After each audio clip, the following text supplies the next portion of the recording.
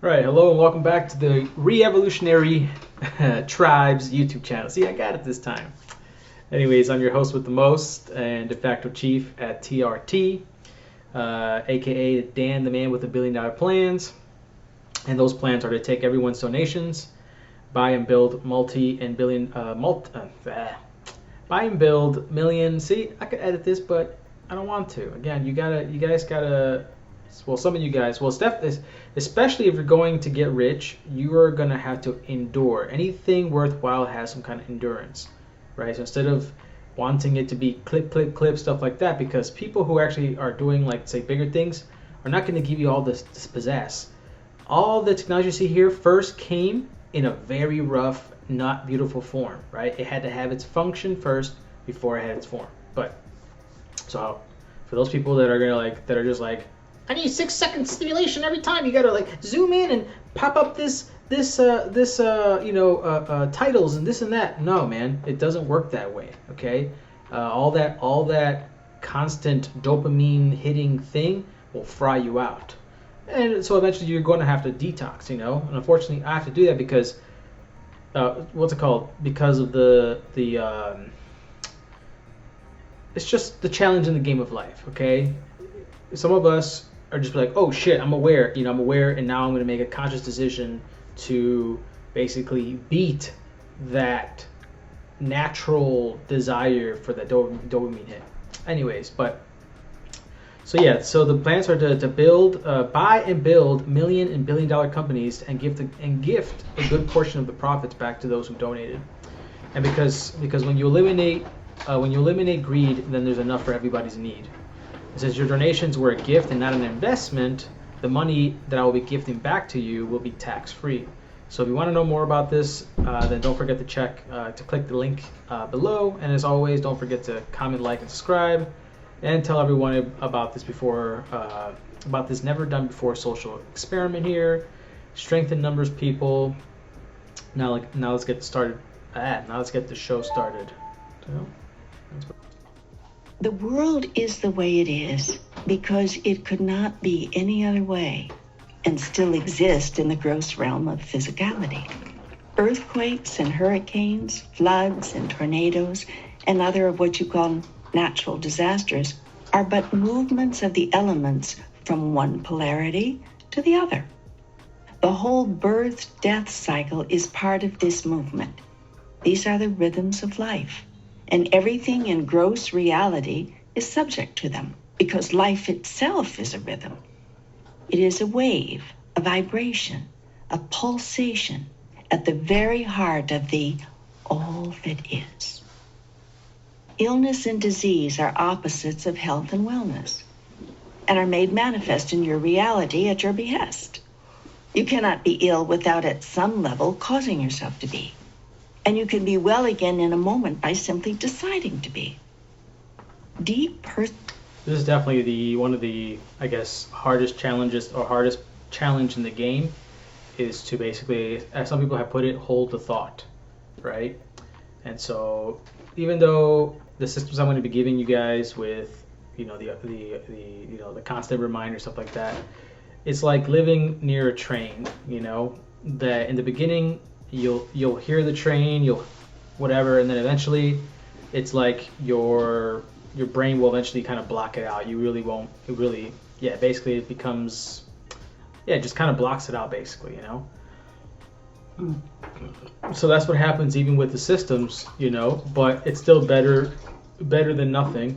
And so sometimes my machine will go drink water and I don't drink water. But also sometimes I know that the last one, since I know I'll probably skip that one sometimes because I'm so focused, I already took a bigger chug of water. So even though I'm not drinking when it says drink water, I already did drink water earlier, So you compensate for it. Again, they're just crutches per se, right? They're just training wheels in a sense, or just gentle reminders, So it's not like, oh, here's a system. See, there you go.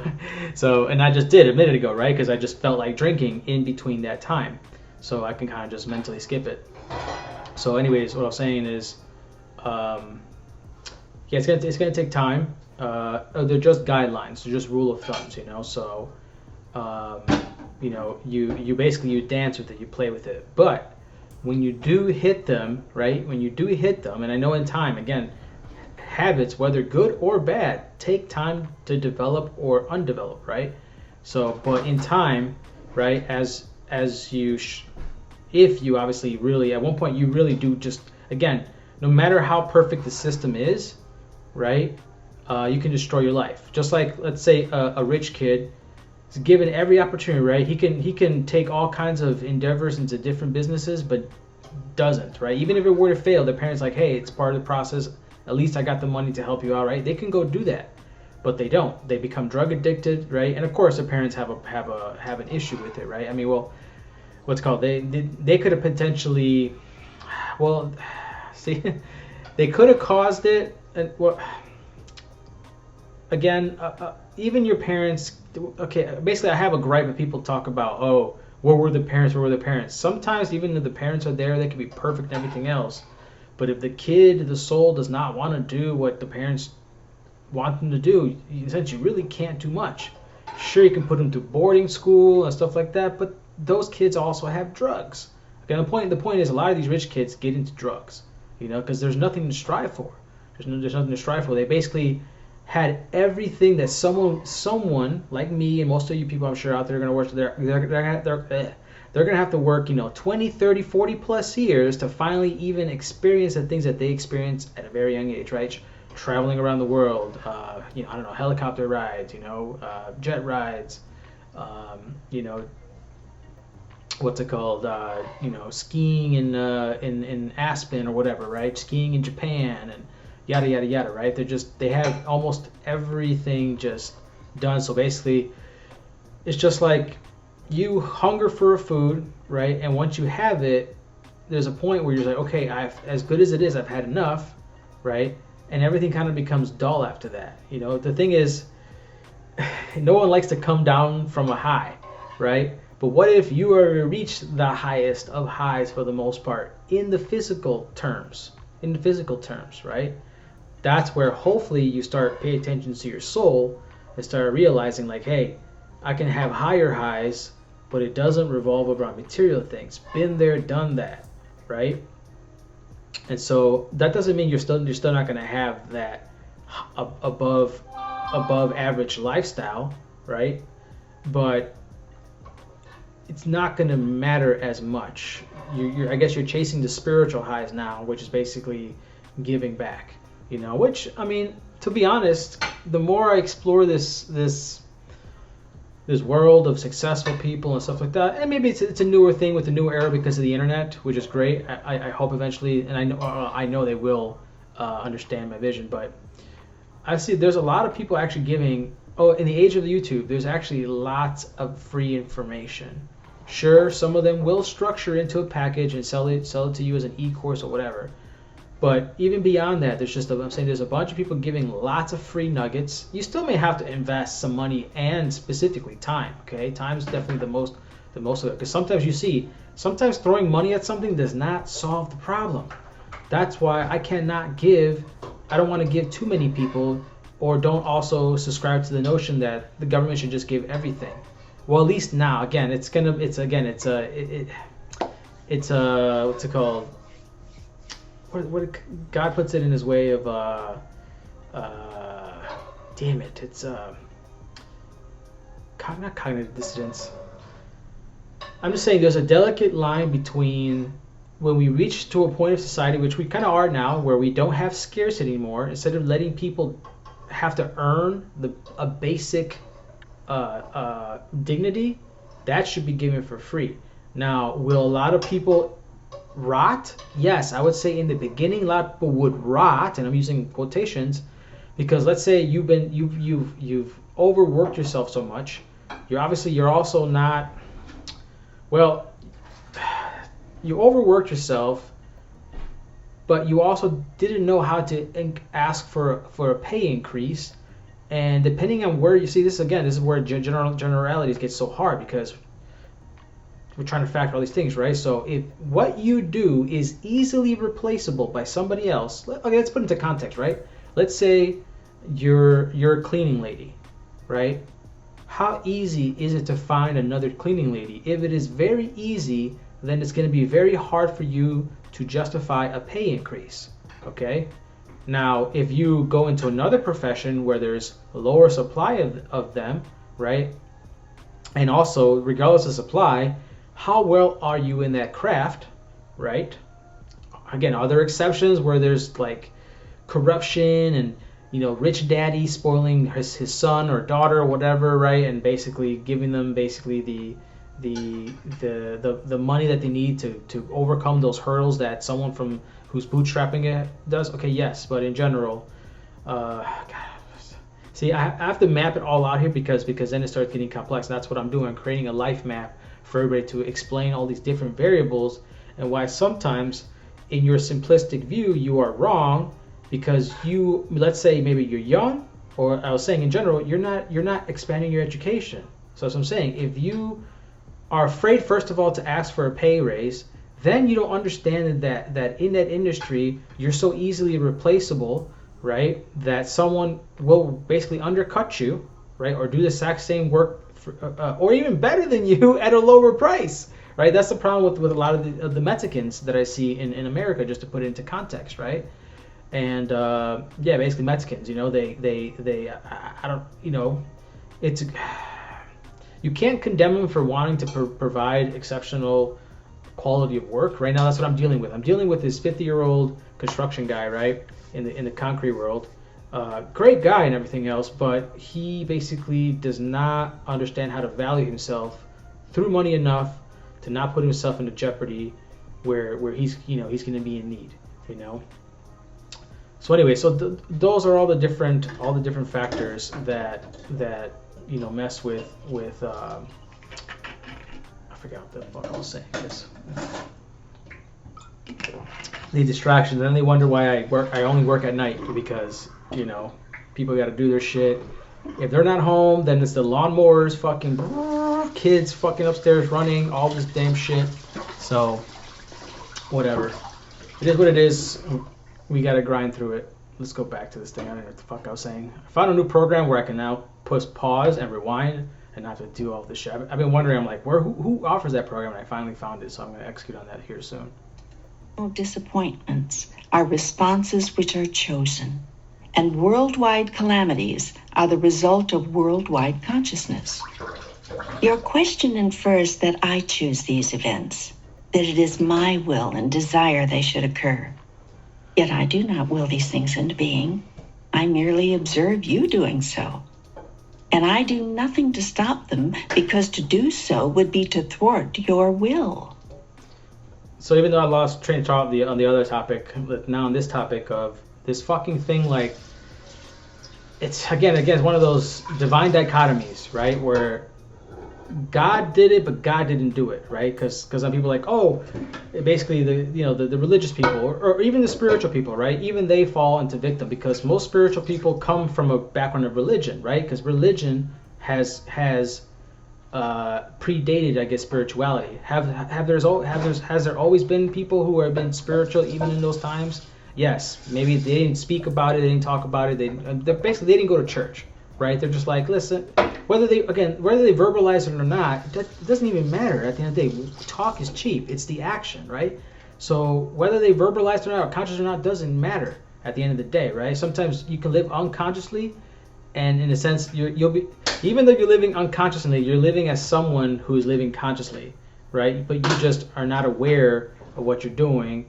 But because it's so neutral, it doesn't even matter whether you're conscious or not. But so yeah, this often thing I hear people say, oh, when good happens, you know, then, oh, it's God. You know, God did it. When it's bad, you know, they could say, oh, it's the devil. Or they say it's God punishment, right? Isn't it funny? It's either God did the positive or God's punishing you, or it's the devil, you know, depending on, again, what kind of, you know, religious retard you are, you know. But I was saying, a lot of spiritual people who came from, let's say, being Catholic, Jewish, Islamic, whatever, right? You're still going to have to, especially if you're still dealing with your family, right, that's still going to the same religion or guru or whatever, right? You're going to have to deal with their pressure still, you know, basically thinking that their path is the correct way, you know. So basically, what I'm saying, there's gonna be a lot of unprogramming you're gonna have to go through to basically, and again, if you're being surrounded by it, it's like being a junkie. If you're being a junkie and you're still hanging out with your junkie friends, right? That's why sometimes, right? Sometimes if you listen to a lot of these spiritual masters, right, or even I guess the good gurus, you'll see that you might have to leave your family. Whether it's your mom, sister, brother, dad, father, uncle, whatever, you're gonna have to leave your shit, right? As certain people who have escaped the Latter-day Saints people over there in Utah, whether it was the Amish community, whether it was even the Jewish community, right? Even some other weird South Baptist Christian crazy cult-like things, right? You're gonna have to leave your so-called blood family sometimes. Yes, it will hurt or whatever, but it's again, if they're toxic, if they're not willing to grow, right? If they're getting caught up with some other bullshit fucking religion or spiritual thing that now basically spiritual has become kind of religious, right? It's just like the Christians, right? They were told to love each other, and what the fuck are they doing? They're fucking judging people, right? So now the spiritual people, now they're starting to have their church-like centers, right, with their gurus. But it's the exact same thing when it's like, okay, didn't you listen? You have the answers within yourself. But of course, there is no wrong or right path. If they currently need a guru or a pastor or a father to be their crutch, okay, fine. But I mean they're basically they're missing the teachings. They're not understanding it. So be it. Again, no wrong or right? They just don't get to experience the fuller freedom that you don't need anybody outside yourself, right? Go within yourself, right, to find all the answers, and specifically. Primarily in life, if you want to, I guess, live a life, is purpose. What the fuck are you living for? Ask yourself, what are you living for? And so that's what I've been mind mapping over here, I'll show you guys later, right, is, okay, in general, what do you see, right? There's different levels to it, so or perspectives. One perspective is like, okay, you basically just work and pay bills until you die. There's only 3 parts to life: work, pay bills, and die, right?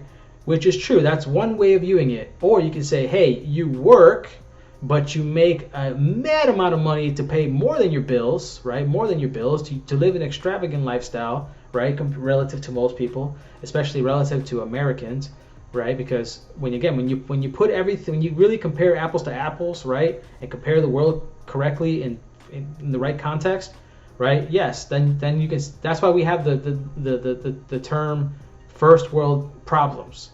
Right? Because other people in other worlds, they're worried about food, shelter every day. You basically got that. You're just worried about maintaining the job to keep that, right? Or maybe you're not even worried about that. You're worried about how can I increase it because the Jones, blah blah blah blah blah, right? So that's where you can have 2 people doing the same action but coming from different perspectives, right? So people can look at me like, oh, he's just trying to keep up with the Joneses because he bought this $2 million car, da da da da. But it's like, well, no, because if relative to the income I'm getting, I could afford more, like like the Joneses did, right? They could afford more, and they went out and bought more. I'm not buying more, right? I bought a really high quality car, very unique car, right? Well, actually 3 cars right now. I'm boiling it down to. It's a 2-door coupe, right? The 4-door supercar, right? And then even then, I'm not even buying the 2-door coupe. I'm only buying that 4-door because it's a limited edition, whatever, and it's just it speaks to me in engineering. So I'll probably, again, I'm never thinking about reselling it. But luckily for what it is, it has a high chance of being resold in the future because of its uniqueness, But I like its function. That was the whole. Oh man, I'll explain all that later, right? And then I have the G-Wagon, right?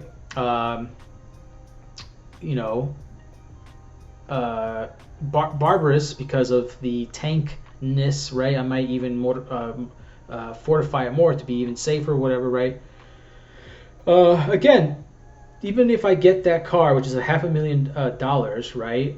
That doesn't mean that I'm like, after driving it, and then now I'll drive something maybe less expensive, but I like it more because it incorporates the technology. But at the end of the day, I'm also going to be modifying these cars too, so I'm already ahead of the future. It doesn't matter at that point, right?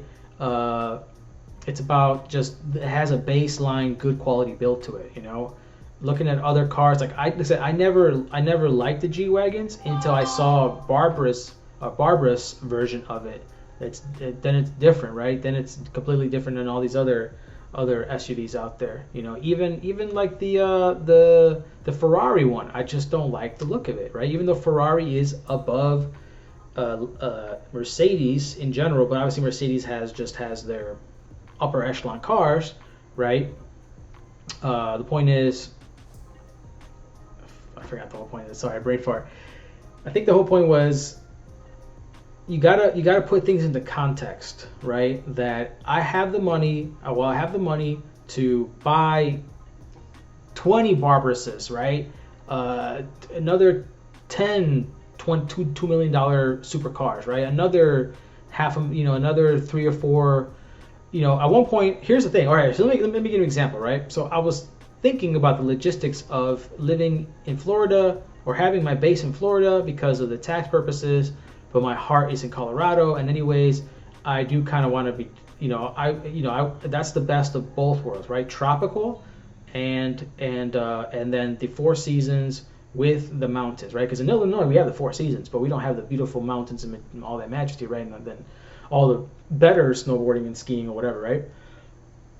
Let alone, I don't know, the whitewater rafting and a bunch of other cool, fun activities, right? To keep the body moving or whatever. So at first I thought, okay, maybe I'll have these cars over here and cars over there. I'm like, oh, you know what? It'll be just better for me because I'm probably going to be staying at, in Florida for like 6 months and then 6 months, or 3 months and then 3 months, and back and forth, whatever, however I want to chop it up, right? Because by law I have to be in Florida 181 days for me to be officially a resident in there. But also, if you were like really a business traveling person all the time, it's like I'm not even spending my time in any one particular location. So like, how can I really follow the rule if my business is calling for me to be outside of there anyways, right? But again, not that the IRS can enforce a lot of things. Again, there's a lot of things that there's laws for, but the reality is there even enough manpower to enforce those laws? And you'll be surprised there isn't, for better or for worse. Because if you're a victim to some of that and there's not enough manpower, you're SOL, right? But if you're trying to be a bad person, in a sense, that's a good thing, right? So anywho, again, it all depends on who you are. But the point is, what I figured out is that how about I just ship my cars, right? And so the Gamera, I don't necessarily foresee it being in Colorado unless I just stick to the city, right? That's why I have the Barbarous for the mountain 4x4 necessary, right? And the 2-door is more convenient because the 4-door I only really want to have family come by or whatever, right? So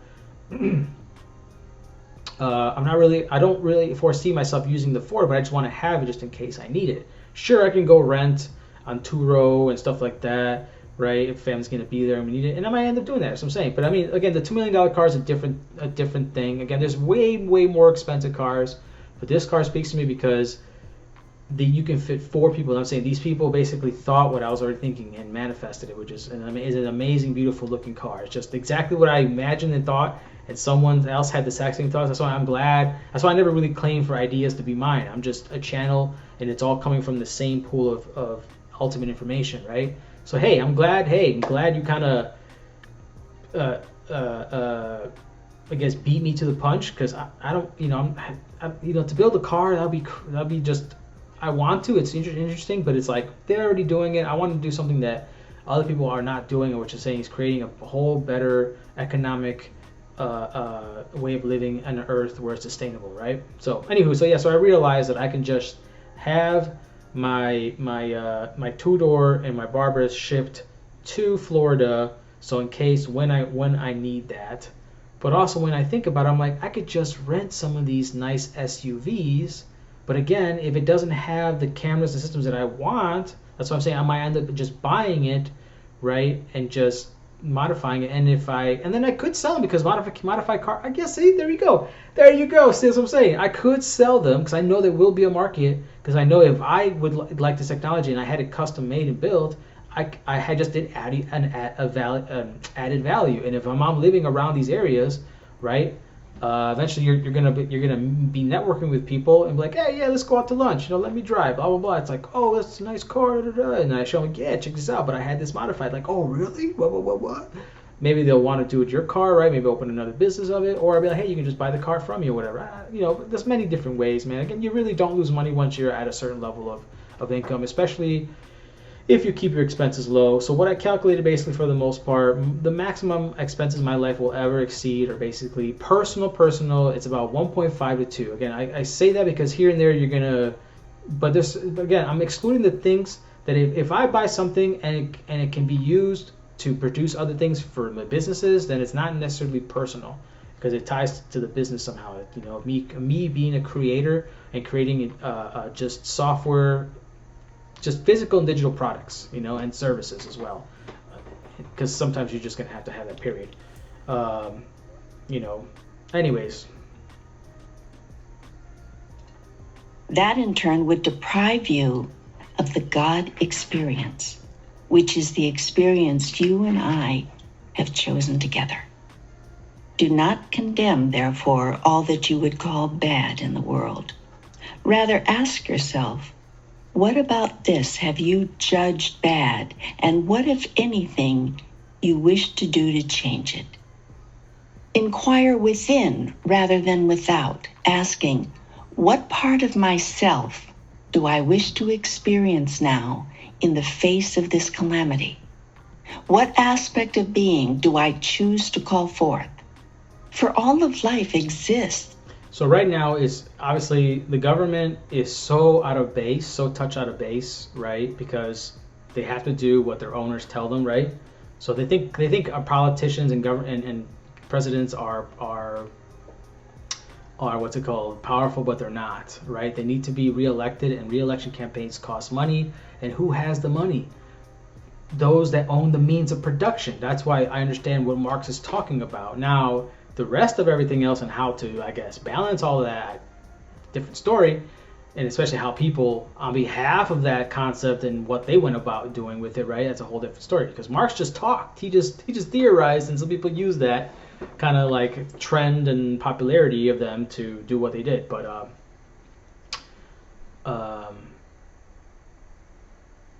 so right now is corrupt government, and what would you want to do to fix that? As a tool of your own creation, and all of its events merely present themselves as opportunities for you to decide and be who you are. So again, back to the corrupt governments and just in general problems in general, right? I sometimes find myself being actually grateful that there's problems in the world, because that will allow me to solve them and be basically not only rewarded financially, for sure, but also just, I guess, by people's praises, I guess. Not that I need it, it's just, I'm saying it's going to happen, right? And basically they're going to build trust on me, and then I can give it back by like, hey, designing better, it's basically designing a better playground. Right? That's all I'm basically doing. I'm designing a better playground. So when you look at my video about, what I plan on doing with your donations, right? You understand what I'm talking about. Like, oh my God, because what I realized basically is that there's a lot of people out there that as long as you provide them with the food and shelter and everything, they'll work. They'll do whatever. They're just like, you know what? I just don't want to have to think about that, right? I just want to be able to do work. And I'm like, okay, fine, great. Actually, I would love those people, because that way, basically, there you go. It's in a sense, it'll be a service, right? A service. And of course, again, this is, I guess kind of what I'm doing with you guys, right? The thing is, basically, allow me to manage your personal finances, right? Or you can set it up with yourself where the money, especially if the money deposits itself. If it's cash, then you're going to have to force yourself to go deposit it at an ATM or bank branch, right? Where it gets deposited into the accounts, right? And now basically the software that the bank allows for it to run on top of it will not allow you to spend money.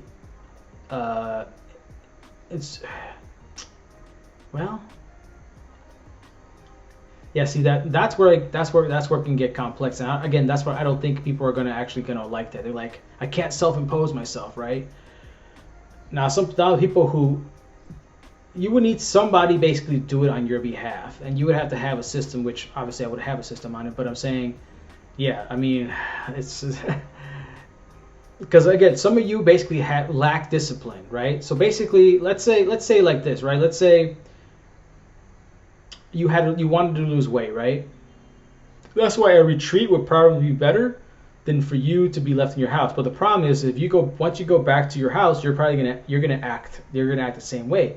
So imagine if you can stay on the retreat, right? And the retreat kind of guides you. That's why some people actually like jail. It's a phenomenon that I've remembered, right? Some people like jail. You basically, in jail, you have your life structured for you. When to wake up, when you're gonna eat, right? And that, just like religion, can be very freeing because you don't have to think. And that's fine. You see, there's no wrong in what you desire as a human being if you happen to be one of those people, right?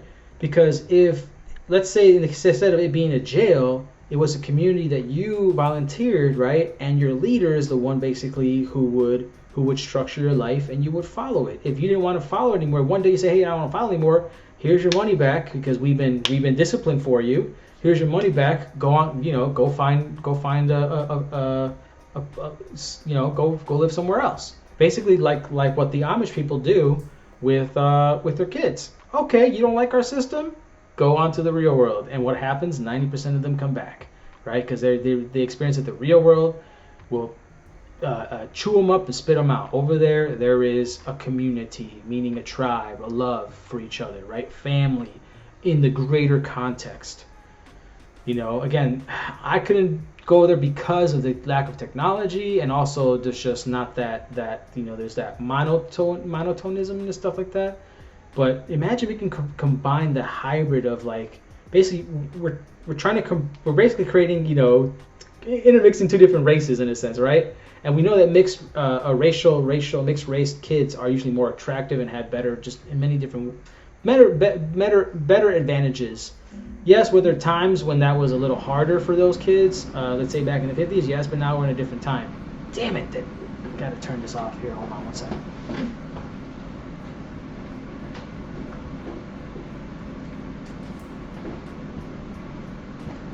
You see, this is where the pause would have been perfect in that program, but I'm probably going to get it right after this. I just want to get it done before I make an excuse like, why, even though these are it's my passion, it's still it's like a job I got to do. Anyways, what was I saying? Let's just continue. This is true for every soul. And so you see, there are no victims in the universe, only creators. The masters who have walked this planet all knew this. That is why, no matter which master you might name, none imagined themselves to be victimized, though many were truly crucified. Exactly. So there's the divine dichotomy again. Even though it seems like we'll be talking about that we're being victimized, ultimately I don't think we're being victimized. Again, that's why some of you are going to read my tweets. My tweets are going to be like, oh my God, he's so insensitive or whatever. It's like, no, you're not taking full responsibility for your life. When I talk about the poor and everything else, right? And again, if you actually end up following me, I'm not talking about you, right? That's the funny part. So if you feel offended, then I'm talking about you, and that offense, of you feeling offended, is your body, your soul, your conscious trying to tell you, is like, yeah, man, like you are responsible for basically your problems, Especially when people like me will be basically giving you our hand, not a handout per se. But we'll be reaching our hand out, and you say no, right? We take you to the water, and you're just like, I don't, like a horse. I don't want no water. And then at that point, you have no one else to blame, all right? So there are no victims and villains. And hold on. Each soul is a master. Oh yeah, again, so for those of you that don't like the liberal left woke people who are all victim mentality, then you're going to love this guy, right? Because it just said it right here, okay? No master, right? No someone who's reached a higher level of evolution is going to ever see them as victims. They're going to take the problem by the horns or whatever, and try to solve it, right? And triumph over, and show basically I was never a victim of it, right? Though some do not remember their origins or their heritages. Yet each creates the situation and the circumstance for its own highest purpose and its own quickest remembering in each moment called now. Okay, so this is now reminds me. So part of this diagram here is to show you, like, listen, there was only one of us, right? Again, when all the energy, dark energy, decided to form itself into basically one piece of matter, right? One particle of matter, and from that particle, everything basically came from, right? So it divided itself into souls, right? So it's basically just this controls itself, right? It divided itself, and when it created it created its individualized selves, right? So that can have companionship and relationship, and it created playgrounds called realms, dimensions, multiverses, whatever, universe, whatever you want to call it, right? And then it sent itself, its individualized self, to go explore the playground, and never ending. Remember, this border does not exist. It's just so your brain can understand, can grasp it, right? So it sent itself out into the playgrounds it created, right, where it takes different bodies, right? Right? The soul inhabits different bodies to have different experiences. Therefore, think of these as games, right? The ultimate virtual reality metaverse games, okay? And so you log in. So when you play GTA, Call of Duty, Fortnite, whatever, do you see yourself as a victim when you get killed in the game? No. It's just you respawn, right? So you go into the body, you get killed, you come back out, you respawn into a different body, right? So that's what I'm saying. You are not a victim, because this is a game, and you have to create villains, super good guys and bad guys, to have that sexual dance in a sense, okay? Because how are you going to know yourself to be a good guy if there's no one to defend, right? There can't be no Batman. If Gotham City had no Joker, Two-Face, whatever, had no villains, there would be no need for Batman. Therefore, you wouldn't have that thrill of Batman. The people who are good people wouldn't have the thrill for Batman beating up the injustice people, or the evil people, right? So that's what I'm saying. That's why ultimately you're not a victim, because you are in the game, okay? So yes, when you participate, you will choose to be a victim in the game, but in grand reality, right? Zoom out, right? Instead of being here, that's as close as I can get. But instead of being, see, we're gonna have to do this. Jesus, always hate this thing. Yeah, even if you send it back, it's still. All right, so let's make it big. Damn it. Let's make it big so we can zoom in on it even like this, right? So this is how you're in the physical world. You don't, what I'm saying is zoom out, right, and see the reality, right, which would be this. Oops. That when you keep zooming out, right, so you were over here, right, this was over here, right, because I can't zoom in anymore, right, so you were,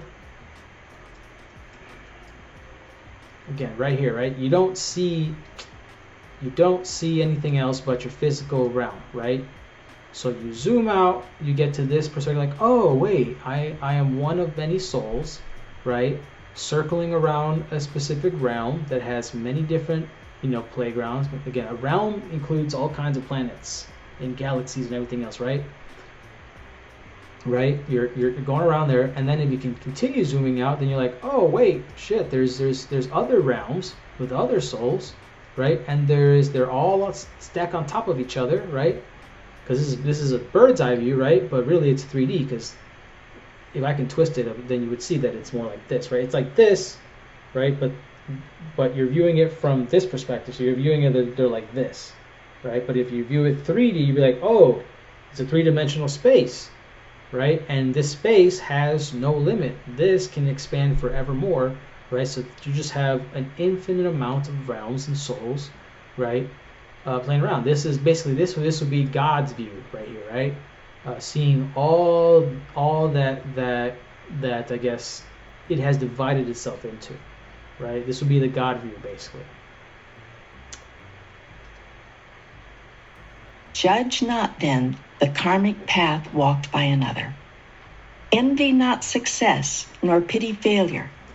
Because remember, you're in a game. There's no winning, there's no losing. So why pity anything, right? Ultimately, in a sense, you will become, in a form of apathetic, but not because you're apathetic, but because you know the grand reality. There is no death. So people killing other people killing your family, people killing you, you might not even care, right? Of course, this does take multiple lifetimes. Okay, I'm not saying you're going to experience this in one lifetime, but ultimately you will get to that point. My psychic in Canada told me that, I can't rush that. I can't rush to be unconditionally loving. It takes multiple lifetimes. So it's okay that I'm doing now, where in a sense I'm acting like it to me, it's the thin line sometimes, right? It's like, okay, I care about preserving people's life, but with giving them a higher quality of life, not just preserving them to continue what in an earth that's fucking crap, right? Because other people are making it crap. So those other people who are making it crap too, we're gonna have to delete them or let them be deleted by themselves. That's what the movie Idiocracy was trying to portray. That maybe on second thought, maybe being a good society in saving people who should have naturally died, if it weren't for modern day science, right? Maybe they should have died, so that the thinning of the herd, right? The real what's it called? The real freaking Darwinism takes over, right? And only the best survive. But we're not doing that. All out of a false misconception of empathy, right? Because again, on one hand, you can say, hey, I am being empathetic to the people that exist and will have to suffer this idiot's mistakes, right? This idiot replicates with another idiot, because idiots tend to find idiots, right? Birds of a feather flock together, right? We're just going to be growing a bunch of idiots, and it's going to compound, and we're going to have a negative effect, The rich like there to be idiots, because then you can control the idiots. But what they don't realize is, damn, I just had it in my head. Oh, because they want to feel superior to something else. That's why they want idiots. But then they're also sometimes like, why the fuck is this? It's like sometimes then you got to deal with why the world's so incompetent, right? God, it's a double-edged sword, but anywho. For you know not what is success or failure in the soul's reckoning. So there you go. So remember, each soul has a whole different perspective of what it is to win in life, right? So that's why when I heard that passage, I'm like, yeah, it makes a lot of sense. Now, of course, in practice, you're trying to practicing, meaning not forgetting, right? Instead of looking at the homeless person being like absorbing his pain, just be like, you are where you want to be, right? But I'm also trying to get to a point where I can help you when I can, a point where I can have ones to help you. But I also know that, again, you can only lead a horse to water, you can't make it drink it. So that's why I'm just making these systems and just letting it be free, and let those who want to be helped, right, help themselves, and then realize the greater message, like, yeah, okay, you can help yourself, but you're not as you're not going to be as more content and powerful also if you don't have a group. It's like you trying to be your own gang, right? You're like, hey, yeah, I'm my own gang, God. But it's like, yeah, but we have a gang of 20 guys. You want to fight us? Okay, that's fine. And you're going to get pounded on. Why? Because you had no gang. But if you say, hey, I'm going to build, okay, that gang is 20 people. I need to beat them, right? Good measure to be like, okay, let me double my numbers. Okay, what you shall seek, you shall get, right? You seek to amass 40 members, and now you're like, hey, I'm on 40 members strong. Now I can maybe compete, if not dominate and take over, right? So now again, we're not trying to be destructive here. I'm just trying to give an analogy, right? In this case, we're trying to beat the system that's trying to beat everybody down. That's the ultimate enemy, right? But we beat the enemy by beating the enemy within ourselves, okay, which is basically financial mismanagement and health mismanagement. And sometimes your health will go down the shitter if you financially mismanage your shit. So financial management is at the top, because even if you want greater health, you're going to have a certain level of wealth, period. Not a thing calamity, nor joyous event, until you decide or witness how it is used. For is it death a calamity if it saves the lives of thousands? Exactly. So those people who were stupid, who should have died, sure, the family's gonna cry and all this other stuff. But again, is a death a calamity if it's gonna save and also, yeah, save thousands of lives? No. Okay, you're not necessarily saving lives. What you're doing is you're fostering a better society, because those people who do those reckless things, right, will do other reckless things if allowed to live. Just watch Idiocracy trailer. That's all you need to see, right? That's basically what we're getting into. So that it forces you into a philosophical debate with yourself, or maybe even somebody else, right? Like, well, first of all, it comes from not accepting that death, or it comes from the inner thought that death equals something bad. Because if we had the thought that, hey, death is not the end, it's a new beginning of something else, and you should rejoice it, then even though this person did something stupid, right, we would rejoice his death, right, for two factors, right? Because we know death is not the end. It'll be a glorious experience, so you realize that you don't die. And two, this person is no longer existing, where he's going to reproduce more of his type, and if that takes over like a virus, we have a collapse of society. And is a life a joyous event if it has caused nothing but grief? Yet Exactly. So if they continue to live, but they're causing grief, right? And they create kids who they cause grief to, and now they want to cause grief because their parents caused them grief. You see, violence begets violence. even this you should not judge, but keep always your own counsel and allow others theirs.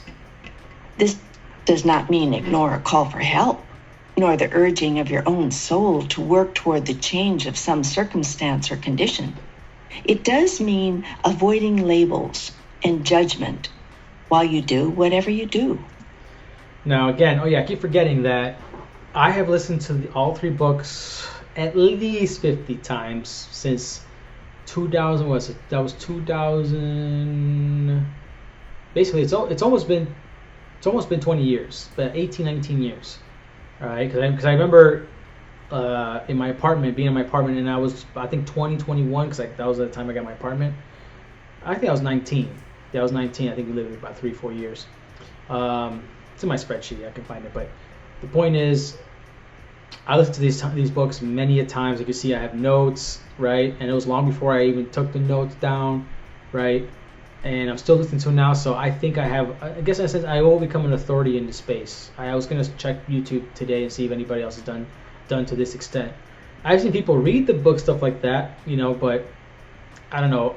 I advocate the audiobooks because of it's different. You have a less likely chance of superimposing your emotions onto the words versus hearing the intonation of God, right? And whatever, and catch the nuances, that you might miss by reading it, right? So everything has its limits. So I think audio is the next step up, So anyway, I listening to this over and over. Hold on, let me figure out what. For each circumstance is a gift, and in each experience, do. For each this mean avoiding labels. Okay, yeah, there we go. It was about basically. So what baseline system do we now? Basically, laws. What laws should be? Well, of course, God says eventually a highly evolved society doesn't have any laws, right? There's just like an unspoken natural morale that happens to everybody, right? But for now, because we're primitive, we need to lay something out, right? So basically what came up intuitively is basically killing without justification, right? Now, of course, religion has tried to justify things, nations justify things, right?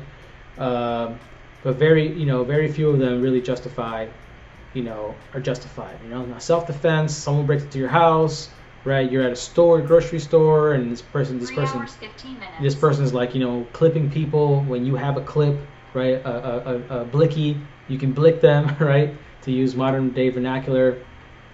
No killing without justification, right? Of course, you're gonna have PETA like, yeah, the animals, that's a whole other story, man. So killing without justification, rape, molestation, physical assault, financial and property theft or damage, right? And false allegations that lead to the person going to jail and losing, basically, again, their money and their liberty, right? Their money, money and property, right? Because you basically lose that for the most part, or at least you may not lose the ownership or access, you lose access to it, So if you give, if you're giving like a 10-year sentence and you come back, okay, whatever, but you still now you lost that 10 years of having access and doing what you want because someone lied, all right? So there's only really 6 transgressions that humans can do unto others that they wouldn't like to be done unto them. Therefore, we would put those into law.